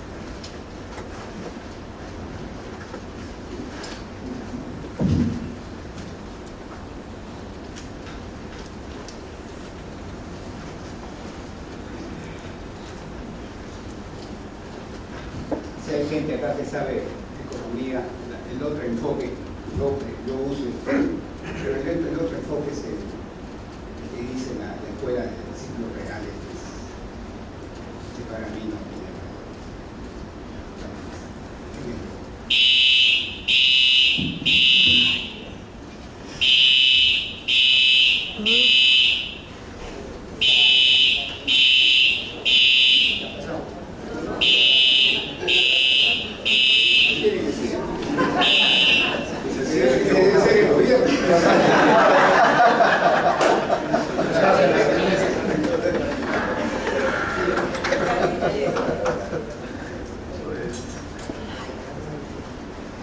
Mire, acá voy a dibujar una especie de camioncito, un camión, que le pongo economía feo. Como todo vehículo necesita un motor para que se mueva, necesita un motor para que corra, necesita un motor para que crezca. Solo que este camión no necesita un motor, necesita por lo menos 4.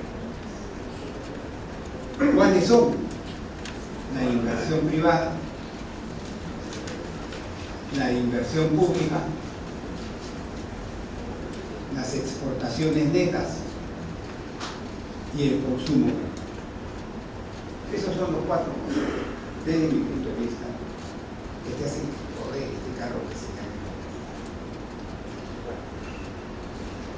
Alguien que mira y dice, bueno, la inversión, yo entiendo, pues es como una empresa que no invierte no pesa. Un país que no invierte tampoco pesa.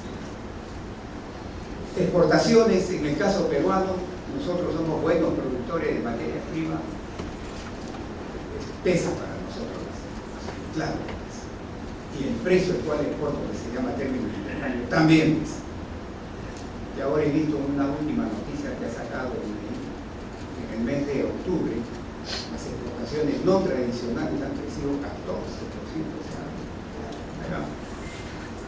Pero alguien podría decir, oye, ¿para qué metes el consumo privado? Yo entiendo inversión, yo entiendo exportaciones.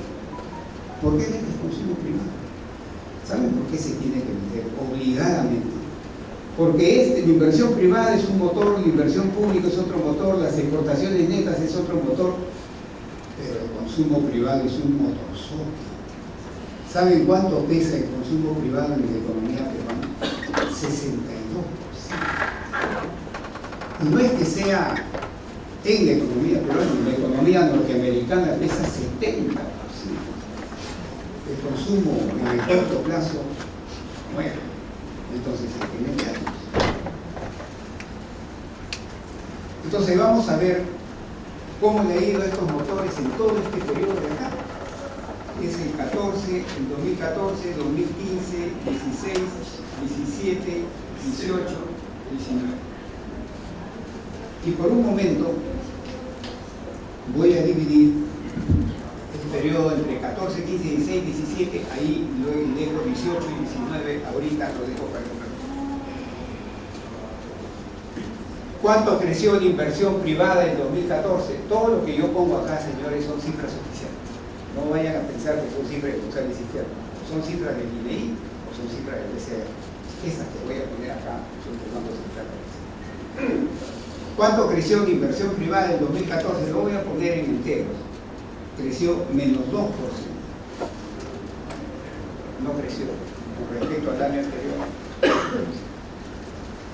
Y el año 2015, ¿cuánto creció? Menos 4%. Y el año 2016, ¿cuánto creció? Casi menos 6, 5 puntos y pico, vamos a ponerle menos 5. Y el año 2017, ¿cuánto creció? 0.2%.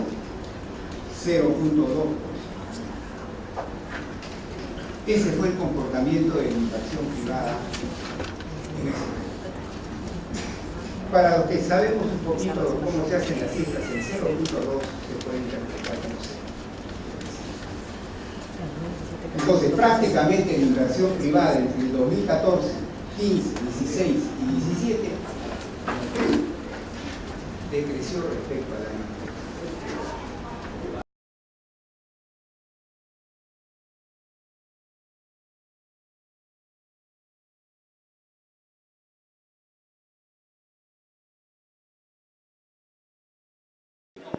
Bueno, el fin de año, por los últimos números que han sido divulgados, veníamos desacelerando muy rápido, pero aparentemente esto va a...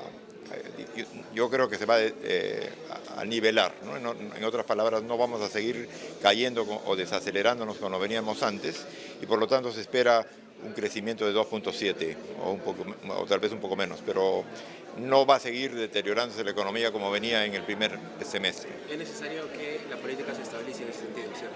Ah, por supuesto. El problema está ahí, de que estabilizarla es fácil. El problema está en que los medios que se utilicen pueden ser los incorrectos, ¿no? Entonces, si vamos a recurrir a medidas como un aumento de sueldo mínimo, tal vez se logre reactivar la economía en el cortísimo plazo, pero lo vamos a pagar después por falta de competitividad y menos empleo, ¿no? Lo que acaba de suceder en Chile hace unas semanas ya y lo que acaba de suceder en Bolivia figura una especie de lucha entre lo que es en América Latina la derecha con la izquierda, gobiernos que están de un lado, gobiernos que están del otro. Bueno, yo lo veo en la medida en que se crean expectativas de mejoras, ¿no? Cuando tú vienes creciendo a 4 o 5% al año, el bienestar, lo que siente la población es muy positivo.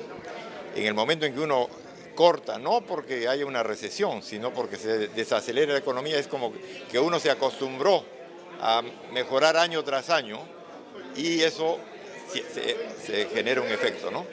Y en el caso de Chile se comprende por aparentemente la desigualdad es muy, como se dice, desigual y eso genera mayor sentimiento de frustración, ¿no?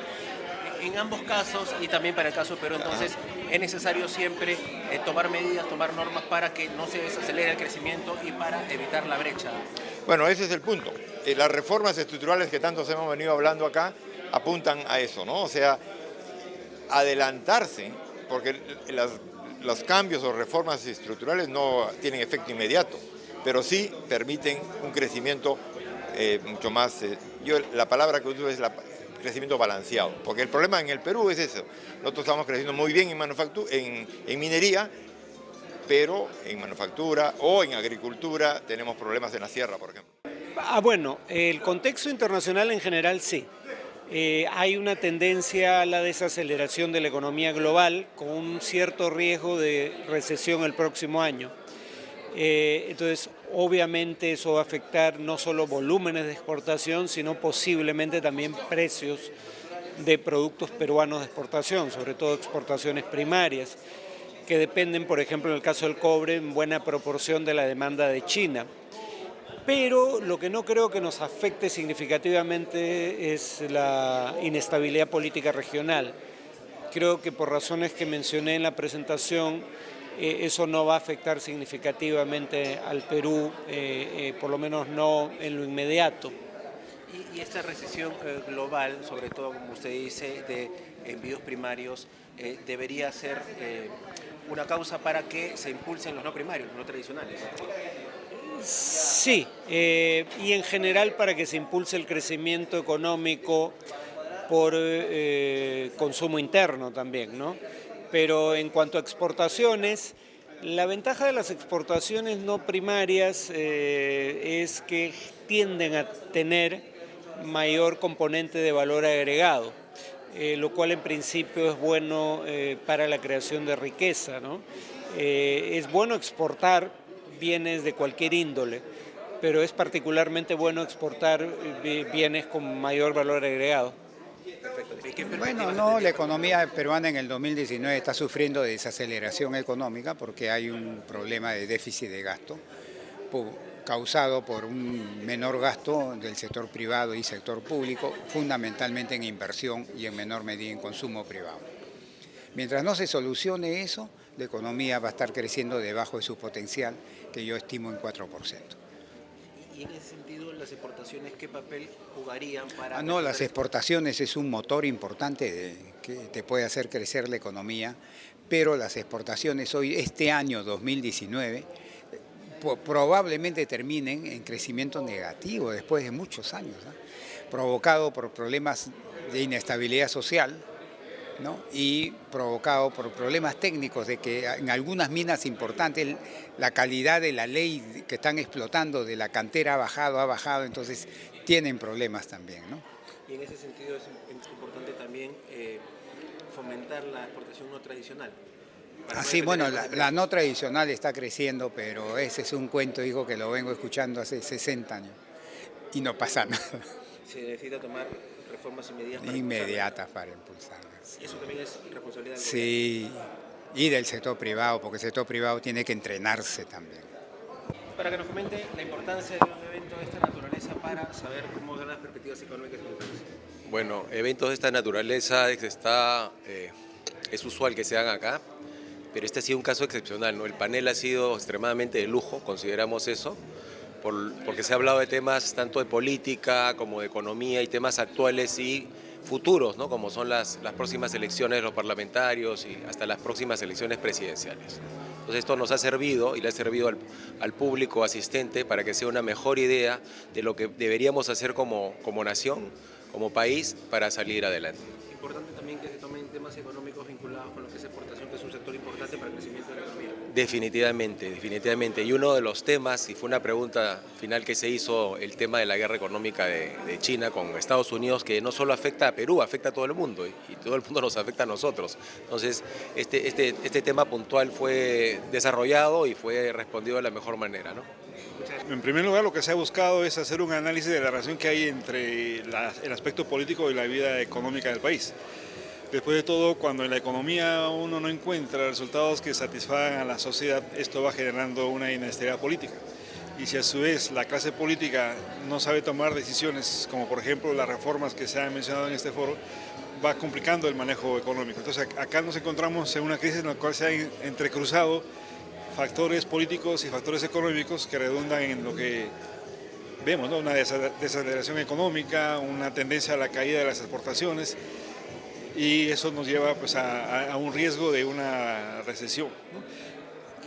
Y además que esta recesión, este desaceleramiento se puede convertir en conflicto social como se ha visto en países vecinos. Definitivamente, ¿no? Se ha visto en el análisis que cuando una economía está creciendo, casos de crisis de corrupción como en Brasil o temas de desigualdad tienden a apaciguarse.